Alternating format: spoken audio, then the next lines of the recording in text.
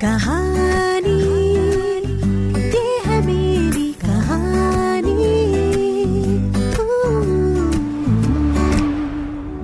अगर हिंदुस्तान में हर किसी की संगीत में रुचि है तो उसका सबसे बड़ा कारण है बॉलीवुड म्यूजिक, जो फिल्म इंडस्ट्री की तरह ही 100 साल का हो चुका है। इंडियन फिल्म्स को जो ग्लोबल रिकॉग्निशन मिला है उसका एक सबसे बड़ा कारण म्यूजिक है, और म्यूजिक को इस मकाम तक पहुंचाया है सिंगर्स ने। ये हैं बॉलीवुड के सबसे versatile singer Sonu Nigam. Hello नमस्कार, मैं हूँ सोनू निगम और ये है मेरी कहानी ऑन रेडियो सिटी। मैं पैदा हुआ फरीदाबाद में क्योंकि मेरे पापा फरीदाबाद के थे और मेरी मम्मी मुंबई की बॉर्न ब्रॉट अप थी, और दोनों का लव अफेयर हुआ। उसके बाद में उनकी रनअवे मैरिज हुई और फिर वो फरीदाबाद में आए, वहाँ मैं पैदा हुआ। और फिर जब मैं 1 साल का हुआ तब ये लोग दिल्ली शिफ्ट हो गए। तो बचपन दिल्ली में 1980 तक, जब मैं 6 साल का था तब वहाँ भी था। उसके बाद हम लोग मुंबई आ गए। 83 से 84 तक दिल्ली में, 84 से 85 तक वापस मुंबई में, और फिर वहाँ से उसके बाद दिल्ली में। तो हमने काफ़ी शफल किया, यहाँ से वहाँ, यहाँ से वहाँ, यहाँ से वहाँ। इस वजह से मैंने कुछ 7 स्कूल बदले हैं, 7 स्कूल्स। तो आप समझ सकते हैं कि it has been a very eventful childhood, readjustments and lots of friends, but very few best friends जो अभी तक मेरे साथ में थोड़े बहुत।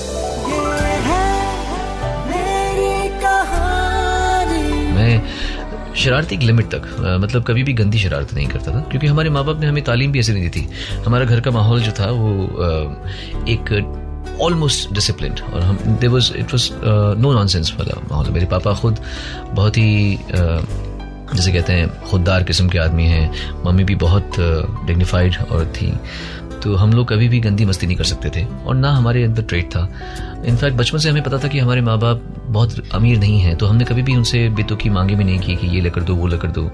मुझे इंस्ट्रूमेंट्स बजाने का इतना शौक था, बट हमारे पास एक हारमोनियम थी बस, छोटी सी। उसी पे मैंने कीबोर्ड सीखा, समझी, जो मैं आज जिसका मुझे खूब फ़ायदा होता है। और प्रकाशन के नाम पर मैंने टेबल बजा के प्रकाशन सीखे हैं। तो मेरा हाथ बहुत अच्छा है, लेकिन उसका जो श्रेय जाता है वो किसी इंस्ट्रूमेंट को नहीं जाता, वो टेबल को जाता है। So it's been a pretty जैसे सिंपलिस्टिक चाइल्डहुड हमारे बीता है। हॉबी की तरह शुरू हुई सिंगिंग धीरे धीरे सोनू के लिए पैशन से ऑब्सेशन, और फिर प्रोफेशन बन गई। आइए जानते हैं सोनू के सिंगर बनने की कहानी। दिल्ली में थे, papa mummy already stage shows कर रहे थे, तो उनको देख के मुझे लगा कि शायद यही जिंदगी है और यही शायद इसी तरीके से जिया जाता है। मुझे बहुत शौक था गाने का, तो मैं रो रो के खुद गया स्टेज पे। वो नहीं जानते थे कि मैं ऐसे गा सकता हूँ, जो कि बड़ा यकीन आने वाली बात है। लेकिन जब मैं स्टेज पर गया, मैंने गाया पापा के साथ में, क्या होता रहा था, तो उनको खुद भी हैरानी हुई कि ये गा सकता है। तो इस तरह मेरी शुरुआत हुई। मेरे पापा से तो मैंने बचपन में जिसे कहते हैं इंस्पायर्ड होकर सीखा है। कभी कभी वो मुझे कोई गाना अगर सिखा दें तो अलग बात है, बट लेकिन ऐसे विधिवत नहीं सीखा।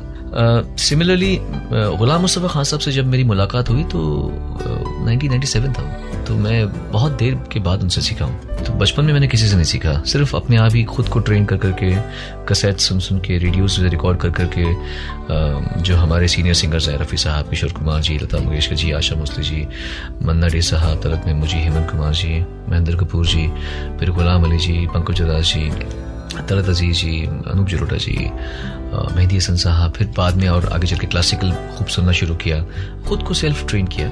और एक और मेरे, जब मैं मुंबई आ रहा था तब 6 महीने के लिए मैंने मोहम्मद ताहिर साहब से थ्योरी कम से कम समझी कि राग क्या होते हैं और ताल क्या होती है। यू नेवर नो कौन मिल जाए यहाँ पे, वो उदित नारायण जी से नहीं पूछेगा कि तुमने गाना कौन से राग में गाया, लेकिन just to insult somebody, humiliate भी करते लोग ना यहाँ पे। बच्चा देख के और तंग करते हैं, तुमको राग कितने आते हैं, तुमको ताल कितनी आती हैं, जैसे कि मतलब यहाँ पे ताल पूछने वाले बहुत प्यार करते हैं। तुमको सनम का राग पूछेगा कोई एसपी बालासुब्रमण्यम जैसे। तो ऐसे मिलते हैं लोग यहाँ पे, आड़े तिरछे लोग। और पापा ने मुझे अपने एक्सपीरियंस से कहा था कि इन आड़े तिरछे लोगों के लिए तुम्हें बेसिक पता होना चाहिए ताकि तुम्हारी बेइज्जती ना हो। तो थ्योरी मैंने सुनी, याद की, और फिर मैंने किताबें भी पढ़ी उस पर। Mainly I have been self trained in that sense. The only way you could succeed or go higher was Mumbai आने के बाद में। 91 में मैं आया था। मैं उसके पहले 80 से 84 तक मैं काफ़ी फिल्मों में काम कर चुका था एज ए चाइल्ड आर्टिस्ट, पर हम फिर उसके बाद दिल्ली चले गए। और उसके बाद 91 में ख़ास तौर से गायक बनने के लिए मैं और मेरे पापा मुंबई आए। और फिर कभी कभी मेरी मम्मी और मेरी बहनें भी आती रहती थी, लेकिन हम प्रॉपर्ली सेटल हुए 93 में। कहते हैं लोहे को भी कुछ बनने के लिए पहले जलना पड़ता है, तपना पड़ता है, पिघलना पड़ता है, और तब जाके वो कुछ बन पाता है। सोनू को भी बॉलीवुड में अपना मकाम बनाने के लिए स्ट्रगल की आग में कई साल चलना पड़ा। 18 की एज में जब मैं मुंबई आया था पापा के साथ में, तो पापा ने मुझे सब बताया कि यहाँ पे उषा खन्ना जी रहती हैं, यहाँ अनु मलिक रहते हैं, यहाँ राजेश रोशन रहते हैं, यहाँ ये स्टूडियो है, वहाँ वो स्टूडियो है, सब समझाया। उनकी स्ट्रगल मेरी स्ट्रगल से अलग थी। वो इतने डिग्निफाइड हैं कि वो कभी किसी के आगे हाथ नहीं फैला सकते थे। पर जब मैं बनने के लिए आया था सिंगर, तो मैं उसके लिए तैयार था, क्योंकि मुझे पता था इसके अलावा कोई चारा नहीं है। और दूसरा, मैं उम्र में भी बहुत कम था, तो अगर मुझे कोई मिसबिहेव भी करता था तो मैं उसको यही समझता था कि कोई बड़ा मुझे फटकार लगा रहा है बिना बात के। और फिर हमारी शुरू हो गई स्ट्रगल, बसों में, पैदल और ट्रेनों में, यहाँ से वहाँ। फिर स्कूटर ले लिया, स्कूटर में स्ट्रगल करते थे, यहाँ से वहाँ, वहाँ से यहाँ।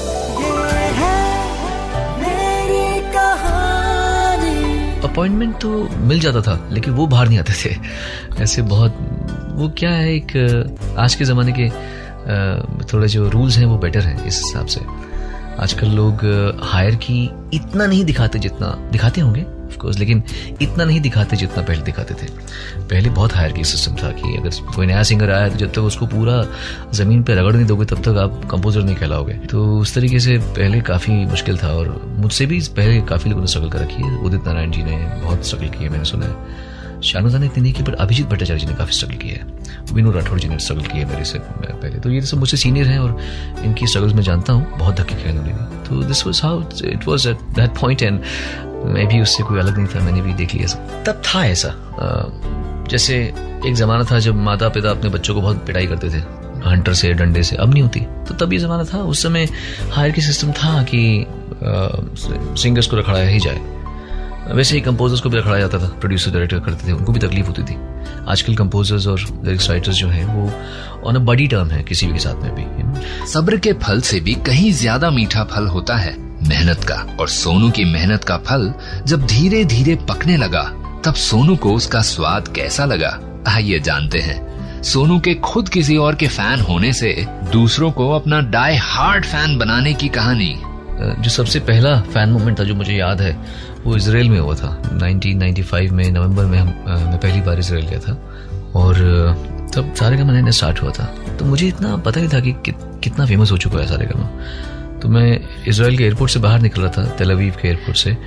मेरे आगे चंकी पांडे चल रहे थे, और मेरे साथ में सुदेश भोसले जी, बेला सुरखी जी और भी कुछ आर्टिस्ट थे, जयप्रदा जी थी। तो मैंने देखा बाहर लड़कियां लाइन लगा खड़ी हुई हैं और चिल्लाई, चंके चंके वी लव यू, चंके चंकी करके चिल्लाई।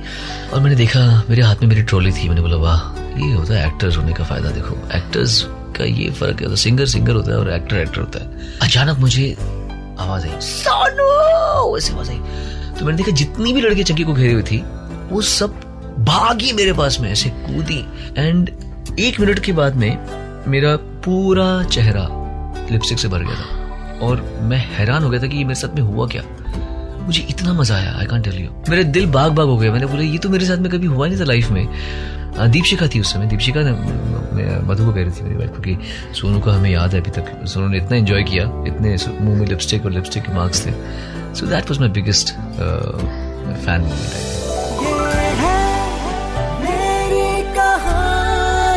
कुछ लोग काम समझ के गाते हैं, तो कुछ नाम के लिए गाते हैं। सोनू खुद किस चीज के लिए गाते हैं, आइए उन्हीं से जानते हैं। प्राइस इतना मैटर करता ही नहीं है। आज हम जब मैंने कितने गाने गाए हैं जहाँ में पैसे लिए नहीं मैंने, तो प्राइस की बात नहीं है, बात पैसे की नहीं है। मेरी जिंदगी में ऐसा नहीं है जो मेरे साथ में बहुत अच्छा काम किया। और आई फील जिन 2 लोगों का मैं नाम अच्छी तरह ले सकता हूँ वो है अनु मलिक और ए रहमान ने भी इनिशियली काफ़ी अच्छा काम किया। लेटली तो आई हैवंट संग एनीथिंग फॉर हिम। उनका मतलब कुछ ना मुझे कभी कॉल आया ना मैं उनसे कोई गाना गाया। साजिद वाजिद ने मेरे साथ अच्छा काम कर रखा है। But you also need consistently ऐसे लोग आपके आसपास चाहिए जो एज अ सिंगर आपका बेस्ट पेश कर सकें। एंड अपने हिसाब से अनु जी ने बहुत अच्छा काम किया है, लेकिन कंसिस्टेंटली ऐसा कोई नहीं। जैसे आर डी बर्मन जी ने किशोर कुमार के साथ में पूरा निचोड़ के उनको अच्छा काम किया है। I miss an R D Burman in my life.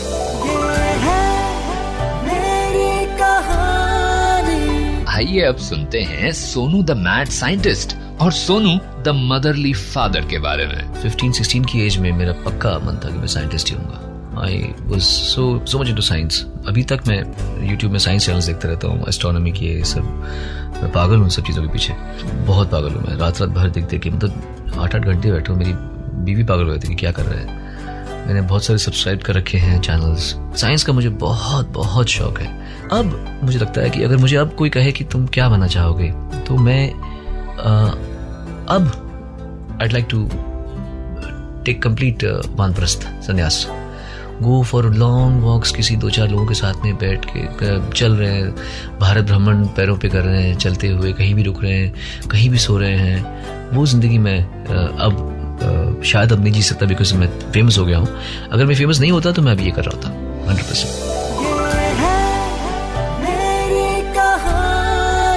जमीन से आसमान की बुलंदियों तक पहुंचने की कहानी.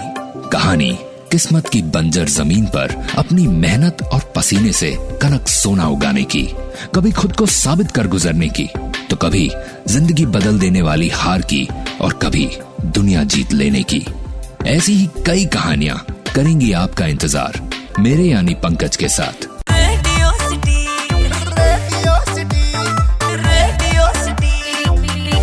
सिटी रग रग में दौड़े सिटी.